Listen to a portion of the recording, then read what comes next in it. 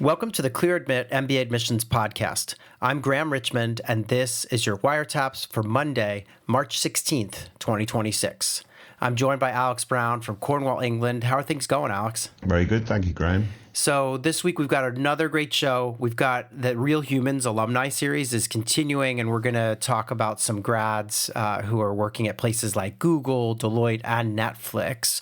We've also got an admissions tip, some events news, and of course, 3 candidates to discuss.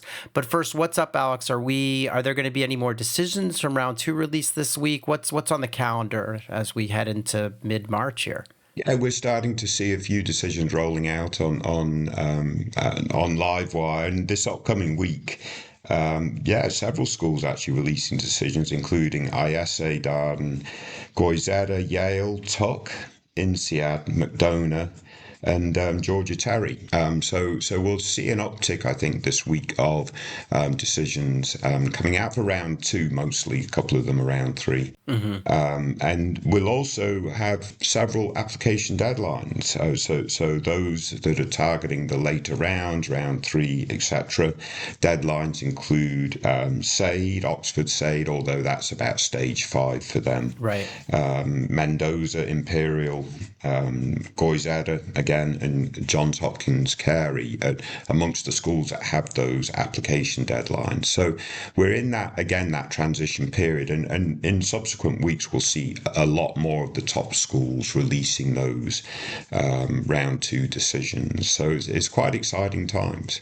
And this explains why, some of the schools that I regularly am emailing with, they've been kind of quiet of late. And I'm guessing it's because they're like up to their ears in applications and committee meetings. And I do know that some of these schools, they literally will have committee all day, every day for a week or 2 straight as they try to finalize and get everything ready for decisions. So yeah, busy times. Yeah, busy times. I would have written, we talked about this before we came on air, right? But if I'm an application reader, like my old job at Wharton, I'd have a custom GPT helping me grade these essays. I use them for grading for some other teaching work that I do, and they're just a really good sense check, right? I'll read the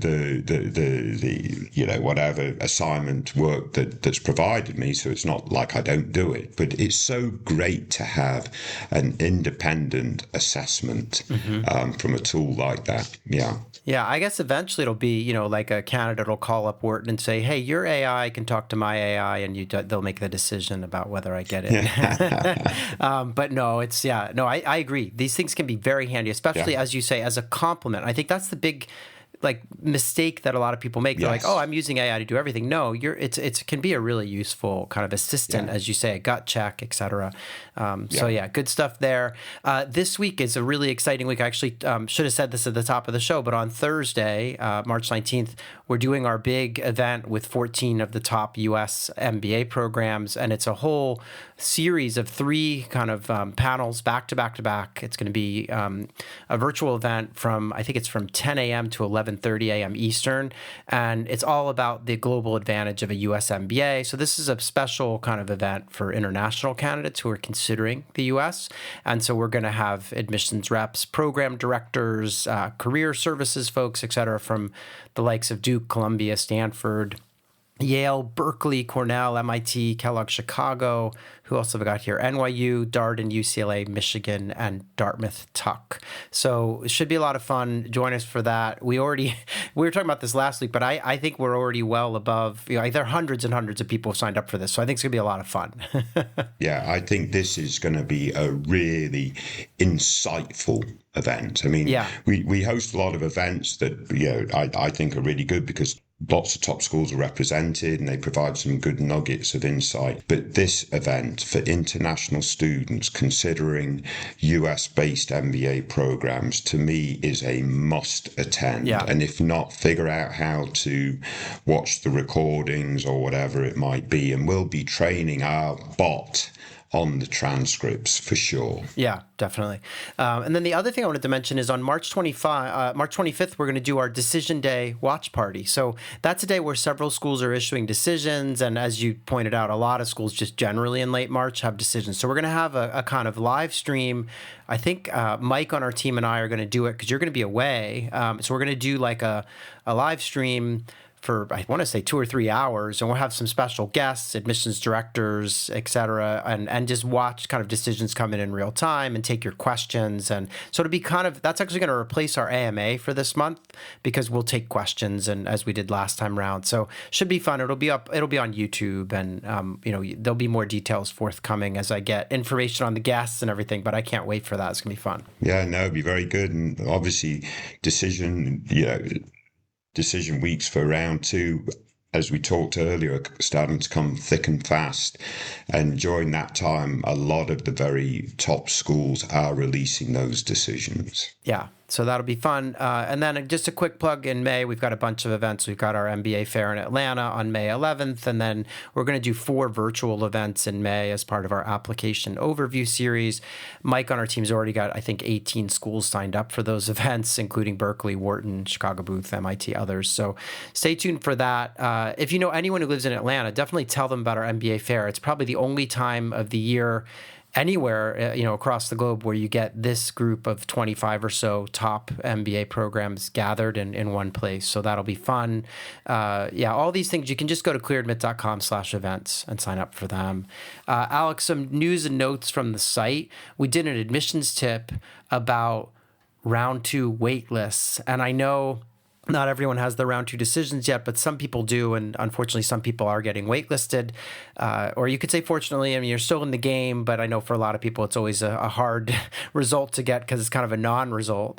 But we did a big admissions tip about that. And there are kind of 6 key sort of pieces of advice in the tip that help you to kind of frame your waitlist situation and just how to get the most out of it if you're going to try to convert from waitlist to admission. So you can see that over on the website. And then other than that, we've got some real humans that I wanted to talk about, Alex. If you're willing, I've got 3 of them that I wanted to go through. It's pretty good stuff. I love this series, and I know we were talking with Lauren the other day on our team who helps put it together with Christina. And it sounds like she's like got a ton of them that are waiting in the wings too, right? Isn't that what she said? Yeah, and you're calling them real humans. Just to be clear, this is not as distinct from AI bots. This is real humans. In this case, it's MBA alumni. Yeah. But we labeled the whole set of series Real Humans well before AI became a topical conversation. Yeah, that's a good point. Yeah. So, but it's what's funny is the whole purpose of the Real Humans series, whether it's when we talk to students or alumni, is to give our readers and listeners a sense of like, what are these people like? Yeah. And so I'm going to start this week with this guy named Ryson Porter. And he is a Duke Fuqua grad. He graduated back in 23, and he works as a treasury analyst at Netflix. He's 32 at the moment. He is originally from Massachusetts. He went to Elon University, which is in North Carolina, where he studied sports management. And then after that, he worked in securities and kind of banking, financial services, in a few different roles there, but all like kind of finance stuff. And then went off, as I said, to Duke, where he graduated and has been now at Netflix for a couple of years. And we asked Ryson, why did you choose to attend business school? And here's what he had to say. He said, I chose to attend business school for 3 main reasons. First, I wasn't excited about my trajectory in financial services, and I knew I wanted a path that better aligned with my interests, but I lacked the experience to pivot. Second, many of the roles I was targeting either required or strongly preferred a master's degree. Third, I was looking for new opportunities to challenge myself, and I knew business school would offer me the opportunity to step outside of my comfort zone and accelerate both my professional and personal growth. So that's Ryson's take. He's obviously doing quite well. He goes into a lot of details on what things are like at Netflix, and it seems like he's having a blast there. Yeah. But yeah, that was kind of interesting just to hear, very, very clear-eyed about why he went to business school. Yeah, and he's got a role in a company that's obviously quite quite a big player. Well, it's obviously in streaming and stuff, but probably quite an exciting environment, I would think. Yeah, definitely. So while we're out on the West Coast talking about Netflix, I want to tell you about Barbara, who is a Berkeley Haas MBA grad. She graduated more recently back in 25, and she is a policy specialist in the trust and safety department at Google. She's 33, originally from Virginia, so she's also a transplant, I guess, out on the West Coast now.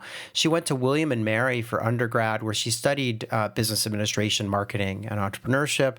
And before going to business school, she had done some work as data analyst and a manager, but also it sounds like kind of government-related work, because she was doing something about, it says intelligence work, intelligence analyst and operations specialist for the U.S. federal government. So she did that for like 4 years. So she's working in the government, and now she's at Google.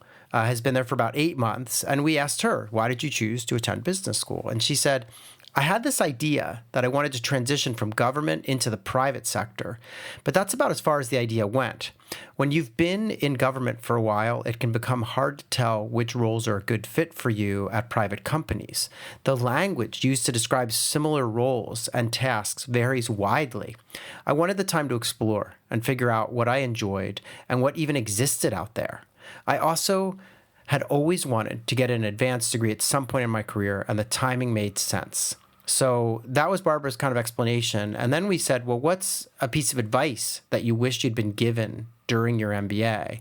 And this was interesting. She said, I wish someone had told me at the beginning that while it is important to bond with your fellow MBAs, of course, it is also crucial for balance and perspective to get outside of the MBA bubble sometimes. Having relationships with people who aren't going through the degree program at the same time as you can help ground you and keep things in perspective. I realized this partway through the program and found that forming external relationships was something that brought me a lot of joy. So that was kind of an interesting take from her. I hadn't heard someone say that before. Oh, that's completely new to me in terms of a piece of advice. But most things that we hear, it makes a lot of sense, sort of having a little bit of that balance, Yeah. and so forth. And it sounds like she's landed an interesting role at Google, which takes advantage of her government experience and so forth. Yes. And it's a very topical role. Yeah. And she goes into some of the details of that and the recruiting process for Google. Yeah. And yeah, it sounds like a really fascinating, perfect fit for her. But I also think it's funny, this idea of getting out of the MBA bubble. And I think that's something that probably everyone could do in life more generally, because I think the way the world has moved is that we're all kind of siloed in our communities online and groups. We kind of only hang out with people who have the same views as us sometimes. So I think that's a good piece of advice, is to just get out there a bit. And when you're at a place like Berkeley or any of these programs that we typically talk about, there's often a very rich, kind of community of, a larger university that you can tap into, and even surrounding community, right? So in any event, very good stuff from Barbara, who's a Haas grad. Last one I have for you is this guy named Mike, who is a Cornell Johnson MBA, also graduated back in 25, and he's now a senior consultant at Deloitte. He's 31, from Concord, Mass. Originally, went to Bucknell for undergrad, where he studied political science and English, but then obviously went off to business school. But before business school, he had worked as a senior manager in a private equity practice group at a place called Cushman and Wakefield. And he'd done, I guess it was in I want to say it's commercial real estate. So think real estate private equity was his role. And now he's a consultant working in strategy and transactions at Deloitte. And we asked him, and I thought this was so great, and I'm sure Cornell loved this too, but we asked why Cornell Johnson, like why, how did you decide to go there?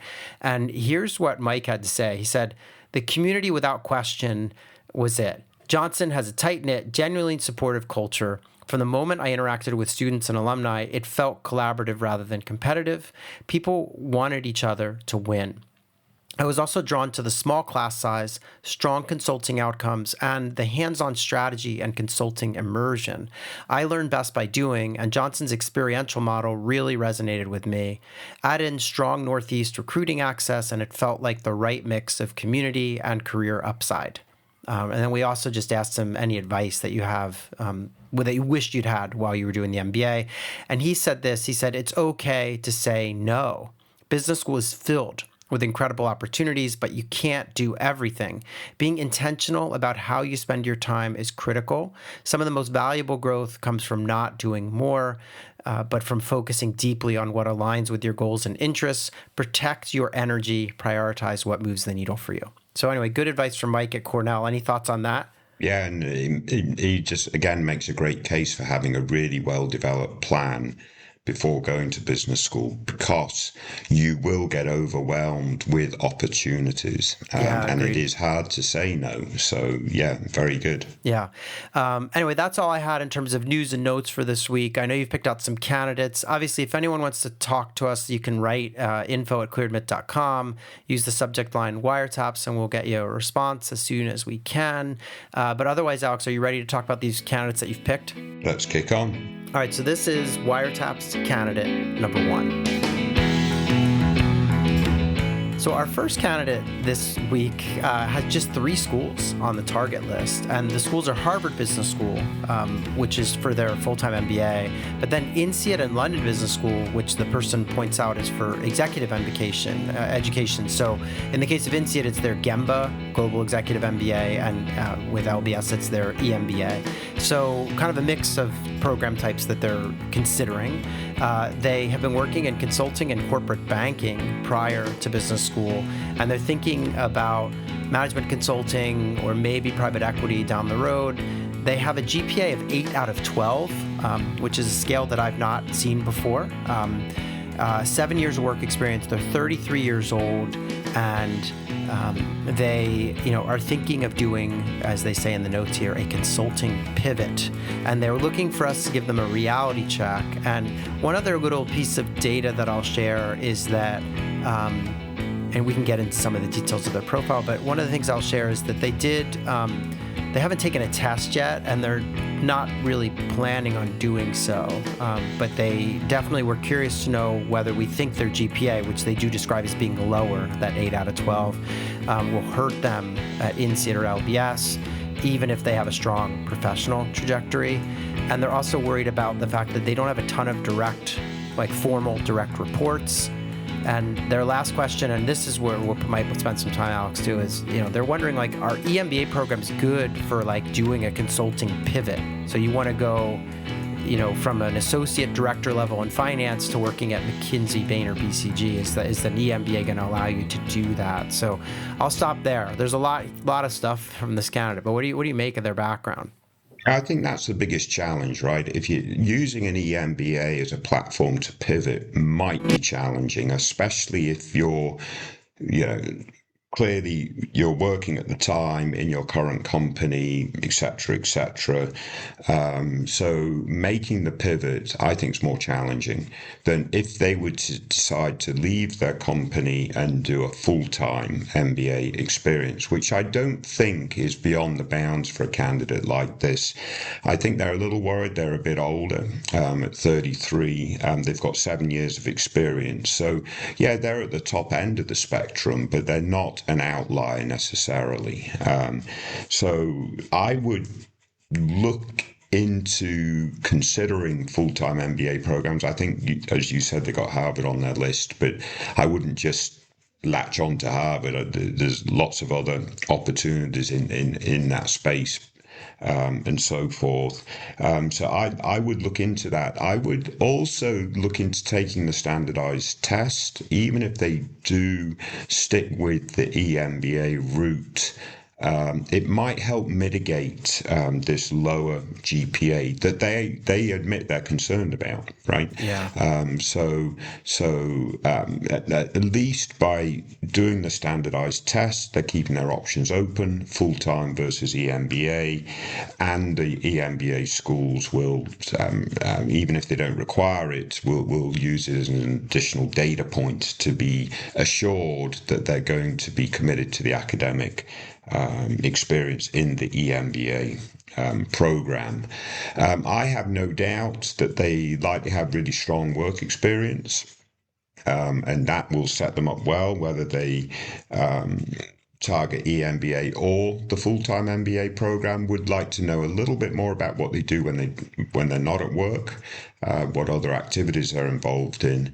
But I just wonder, I think that the big elephant in the room, Graham, is it easy to pivot through a program where you're working full-time and taking a program at weekends or whatever the schedule is for LBS and INSEAD and so forth? I think that might be more challenging. I think it depends. Like, I think obviously if this person was like maybe they've been working in oil and gas or something that's like, tons of experience in oil and gas, and they go to do an EMBA and they're trying to get McKinsey or somebody to hire them to be a partner or in a senior role in the kind of oil and gas kind of division of McKinsey. Like if you have some very specific area of knowledge that you can translate, it can happen. But I worry that this person's young for an EMBA. And yeah, they're a bit older for a traditional MBA, but they're in that kind of no man's land. And so that's dangerous. And I also worry, like you said, they don't have a test, so they have this lower GPA. And so it's going to be tricky because sometimes if you're younger going to an MBA, at least you bring like big numbers to the table or something, and or you're sponsored and it's an easy win for the program. So I'm worried about. I'm not sure they have the right kind of focus here, and I think if they're really desperate to get into consulting, they probably would benefit, like you say, from going to a full-time MBA program, maybe even a 2-year program where they could actually spend the whole summer interning somewhere and turn that into an offer of full-time employment. Obviously, that changes the school selection. They probably, they could still look at LBS if they want to be in the UK or something, or Europe, and then maybe some American schools. I don't know. It seems like they could be in Northern Europe, this person. It's hard to say. They work for a Nordic bank. They work for a Nordic bank. And if they are from Northern Europe, that does make them potentially more attractive, especially to US programs, because they're not overrepresented. But even INSEAD, I know it's a 1-year program, but they're very good for consulting, right? Yes. So INSEAD full time would be probably very interesting for them, because I think they probably have a slightly older class age. They do. Yeah. And so forth. So yeah, I think full time. Take the standardized test, get a great score. They'll have lots of opportunity, I would think. Yeah, and my guess is this person's going to say, "Oh, I don't really want to. I want to make money while I'm getting this degree," and that's the challenge. But if it depends how badly you want to be, working at a McKinsey, Bain, or BCG or something. Because exactly. It's because that's what those full-time programs provide access to. So in any event, it's an interesting profile. I just worry that they're kind of in that. So they're neither at the net or the baseline. If we're using a tennis analogy, they're sort of in between, and that's a dangerous spot to be. So they need to make the decision, and that decision could be, you know what, I'm going to wait 3 more years and I'm just going to go all in on an executive down the road. But if they're really anxious, they should probably pivot towards full-time and get a test score, like you say. Yeah, very good. All right. I want to thank them for sharing that profile. Let's move on and talk about Wire Taps candidate number 2. So our second candidate this week has a boatload of schools on the list. They've got Berkeley, Carnegie Mellon, Chicago, Columbia, Dartmouth, Harvard, MIT, Kellogg, Stern, Wharton, Stanford, UVA, Darden, and Yale. And they're looking to start in the fall of 27. So they're, got a little time here before they start applying. They've been working their whole pre-MBA career in cybersecurity, and they're thinking about making a pivot with the MBA into consulting. They have a 3.6 GPA, but that's from a master's degree that they did at NYU in cybersecurity. And the reason they listed that is because they don't actually have an undergraduate GPA. They did a BS, they say, in cybersecurity, but it was from a competency-based program, which was just pass-fail. So I'm not really sure exactly what that means, but the gist of it is they don't have a GPA from undergrad. They have 5 years of work experience, and as I said, all of it in cybersecurity. They started out at a Fortune 100 insurance firm before moving into the current org that they work for, which is in the critical infrastructure sector. And, they're doing quite well at work. They also do quite a bit outside of work. They are involved in some pro bono consulting for some NGOs. And, it sounds like they're on the board of a nonprofit as well, and that is not cybersecurity based. So they're, I think, trying to show us that they're not only a one-trick pony, as we like to say. And again, as I said, they want to transition into digital strategy consulting, ideally with MBB. And they're wondering what programs we think they should look at, which I guess is why they have 13 on the list. They're looking to narrow that down maybe. And they're test prepping right now for the GRE. They haven't taken it yet, but they're targeting 325 plus. So what do you make of this candidate? Well, I think, I would like to see them get that 325 plus closer to 330. And they're going to need to use the optional essay to explain this undergraduate experience. And also, obviously, they've got the Stern Masters. But it's going to, I'm not saying necessarily raise a red flag, but, every school that I'm aware of will ask for your undergraduate GPA. So they're going to have to deal with that. Yeah. And having a really strong test score, not just at the medium, but strong, will further help mitigate that particular issue. So if they can overcome that, Graham, I think this is possibly a very strong candidate. They're in a very hot sector, cybersecurity, or I don't know, you call that a sector, but field or whatever you want to call it. Yeah. And it's only going to get hotter, with the next wave of technology coming, and I forget what they call that. Anyway, the point is cybersecurity is critical in the geopolitical climate in which we currently live. And it looks like they're doing really good things in cybersecurity, not just on the tech side, but also talking up and managing up and so on and so forth. They're also involved in NGO cybersecurity. As you said, they're also involved on the board of a non-profit. So to me, there's a lot to like about that type of profile. The only thing that I would like to see on the goal side is tying it again to that cybersecurity experience that they have, right? So if they're planning to do that, I think they're golden. Get over this undergraduate GPA. This is potentially, I think, a really interesting candidate. Yeah, and I think there's a potential for that because they talk about wanting to do kind of digital strategy consulting. Yeah. So I guess, that could involve some of that. So yeah, I agree with you. I like this candidate. I'm not actually, if they get a high test score, throw that together with that master's 3.6 from NYU. And I think, the academic box is checked. They have an interesting career background, great activities, as you say. So I think this is a very competitive candidate, potentially. They really need to buckle down on the test. Yeah. As to where they should go, because they did ask about that, like which schools they should target. I mean, I would just say, probably apply to a couple of, 2-3 M7 and a the handful of top 16, maybe one safety as well. You don't need to apply to 13 schools. That's what they have on their list here. But I think, some of these schools are really strong in placements in the consulting domain. I'm thinking about, and some of it depends on where they want to be. Like if they had a geographic preference, that might help too, to narrow things down. But I do see they have, the likes of Yale and Tuck on their list, and both of those send a ton of people into consulting, as does Wharton and MIT are others that come to mind here that I see on the list. So yeah, they just need to kind of figure out where they might want to be and then look at those placement reports. But I feel comfortable, that if they apply to a range of schools across, let's say, the top 16, they should be in good shape. Again, assuming 325 plus on the GRE. Yeah. I mean, if they target a range of schools in round one and they target, let's say, 5 or 6, that'll set them up well. I don't know that they're potentially overrepresented in the pool. So if things don't quite work out, they've still got round 2 to make any adjustments. Yeah, exactly. So I like this candidate, and I want to thank them for sharing their profile. And keep up the work and get that test score, and hopefully everything comes together. Apply to like 6 schools, I would say. Don't go beyond that for now. Yeah. In any event, all right. Let's turn our attention to Wire Taps candidate number 3. So our final candidate this week comes from a Decision Wire entry that you've selected. And this person, they applied to a bunch of schools. They applied to Cornell, Duke, Emory, Indiana, Michigan, and UT Austin McCombs. And it looks to me like they ran the table, which is really impressive. So they got in everywhere.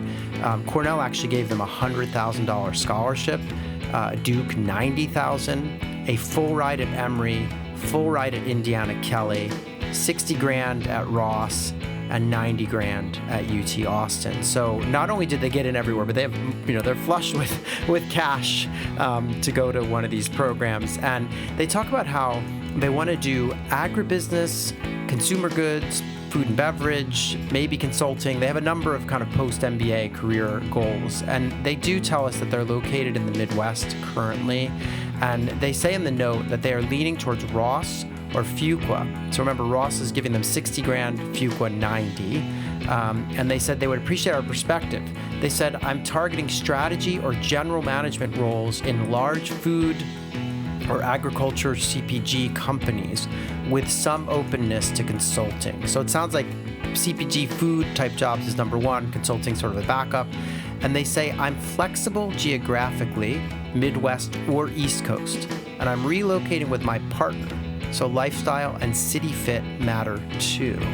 So how do you handle this? I mean, they've got into a lot of schools, and they seem to have narrowed it down to Fuqua and Ross. What do you think about that? Because they do have a free ride at Emory, for example, but what do you make of this candidate? Yeah, I think the scholarship offers that they've got sort of align with the tiers of the schools that they've been admitted to, right? So, yeah, they got a free ride at Emory, and that's super generous. And Emory is a very good school, but it would be in a tier below Ross and Fuqua. So I think their scholarship offers sort of helps level the playing field, as it were, when you're choosing between these options. So if they can get to like Atlanta, that would be good. They can go work for Coke or Pepsi or whoever is in Atlanta, post MBA or whatever it might be, and that might work out really well for them. But they've already looked at sort of narrowing the list, and it doesn't surprise me that they've landed on Ross and Fuqua. As we know with our internal data, these two programs probably have the highest cross applications and admits than any other two programs in the top sort of 20 of programs that we cover. Yeah. So, you could argue, having 30,000 extra at Fuqua is very good. So that tilts towards Fuqua. And you could say, well, Ross is in the Midwest, and probably a little bit more closely aligned with that sort of big ag, and CPG, etc. Ambition.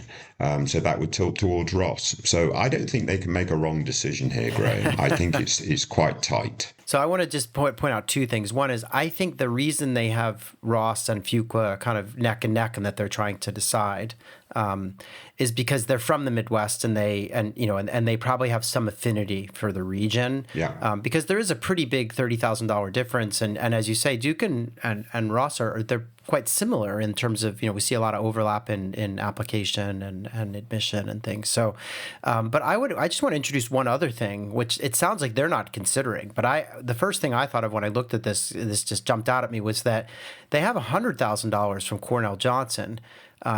Cornell's a Ivy League school. It's arguably in the tier. Maybe it's like a tick behind a Duke or a Ross, but most people would argue it's a peer. It's a top 16 school. Yeah. I think the thing for me about Cornell Johnson that just sort of piqued my interest is they have that massive school, probably the most famous program in the world for kind of the hospitality, hotel management, and that sort of stuff. They have a master's program that's world-renowned there and that you can cross-take courses with. And so because of that, they have a lot of ties into the kind of food and beverage industry. And so that just was something that jumped out at me. And I was like, oh, I wonder if, going to Cornell, Ivy League, with some of those ties into that might be appealing. But they seem to have dropped it. But I just wanted to mention it as a potential thing to consider. Yeah. Other than that, though, as you point out, they could go to Duke and maybe try to jump down to Atlanta from there and work at a Coca-Cola or something. Obviously, Michigan's really well placed geographically for a lot of these CPG jobs and food and beverage things. So, yeah, it's not an easy, like you say, they can't go wrong. for me, I do feel like, the money's not insignificant. Duke is giving them 90, and that's quite a bit more than Ross. So I don't know if they've tried to negotiate. I know schools love that, but I do wonder if they went and asked if they could get a little more money out of Michigan, to show Michigan the 100K and 90K from Cornell and Duke or something. I don't know. My phone's going to start ringing with somebody from Ross yelling at me now. But anyway, they can't go wrong. But I think they've done a good job of narrowing it down overall. And they just need to decide where they and their partner might be happy, because they talk about lifestyle and city fit matter. So they need to go to the welcome events, right? Yeah, very good. Yeah. So in any event, that's going to put a wrap on this week's show. Alex, thanks for picking these out. And it's an exciting week ahead with this big event with all the schools on Thursday. But we'll be back next week to do another episode for everybody. So stay tuned, everyone. We'll see you then. Very good. Stay safe, everyone. Take care.